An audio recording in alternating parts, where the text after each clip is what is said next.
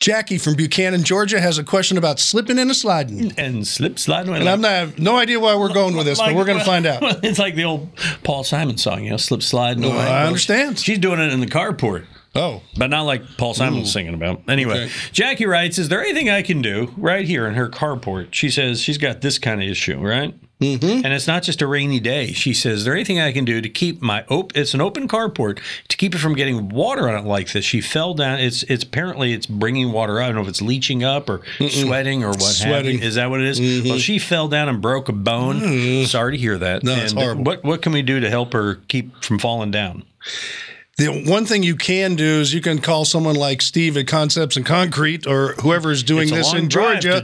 I know, but I'm just saying for everybody else watching, is put a coating down there that's a slip-resistant coating. Yeah. Because it's going to sweat. And what happens is the concrete, it's not coming through. It's if you have a rainy day or you just have a lot of humidity in the air and the temperature's changing, the concrete will reach dew point, and especially in carports are notorious for this, and it'll just sweat on top. It's just like a beer can. And so what you want to do is have a slip-resistant coating put down, so even if it's wet, your feet will be able to grab it, kind of like in a shower with the mosaic tiles. I wouldn't put mosaic tiles down, but there are coatings that you can drive on that are slip-resistant, and that's what you're looking for. Yeah, and just my personal experience on this, when you get that coating stuff, you want to make sure you emphasize slip resistance. Oh, yeah. Because some of those coatings they're slippery.